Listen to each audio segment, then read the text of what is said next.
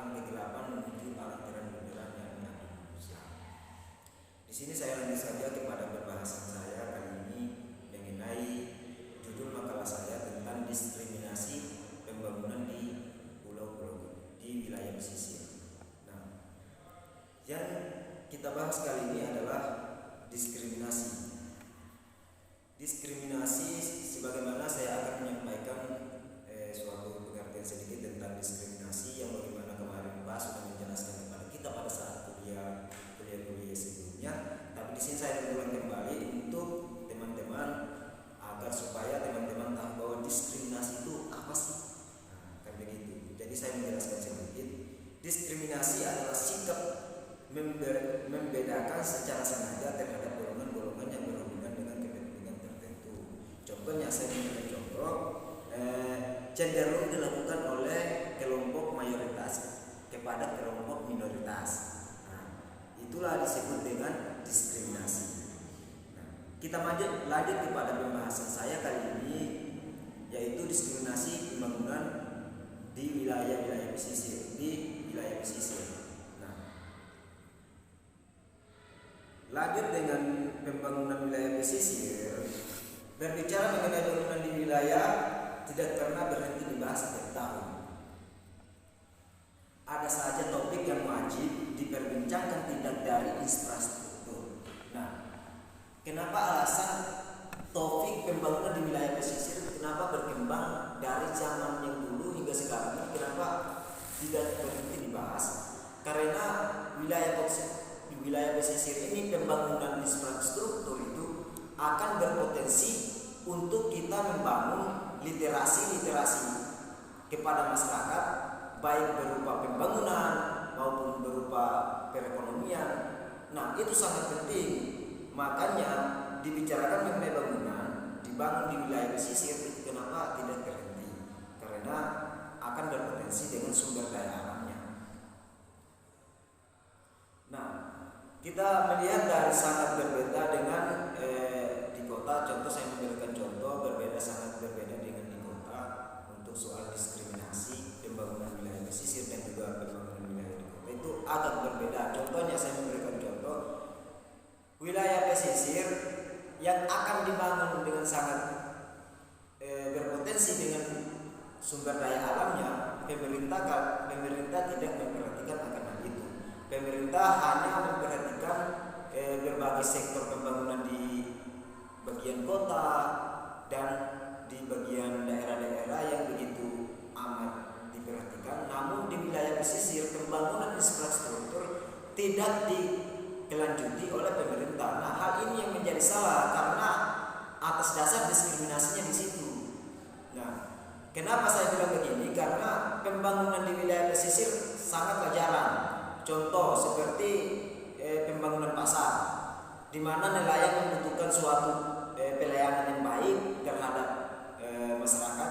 Namun pemerintah tidak mengasumsi bahwa mengeluarkan suatu pembangunan terhadap nelayan-nelayan tersebut, sehingga pasar saja tidak berpotensi di daerah tersebut. Kenapa? Karena hal yang suatu berpotensi pemerintah tidak menghiraukan. Makanya masyarakat nelayan menghasilkan ikan yang dihasilkan nelayan itu dijual dengan secara tradisional karena tidak ada namanya pasar. Nah, hal ini yang harus diperhatikan oleh pemerintah.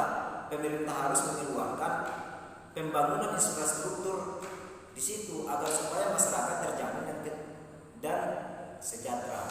Nah, itu salah satunya. Terus yang kedua, hubungan antara pulau itu masih saja kurang diperhatikan karena banyak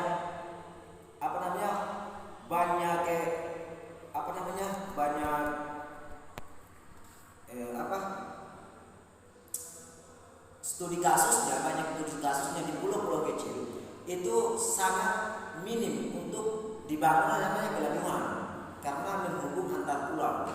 Nah, ini studi kasusnya contohnya seperti di Kota Jawa waktu tahun keberapaan, tahun 2009 itu karena jaraknya jauh mengakses antara antara selat Poka dengan kota Jawa dengan kota Ambon.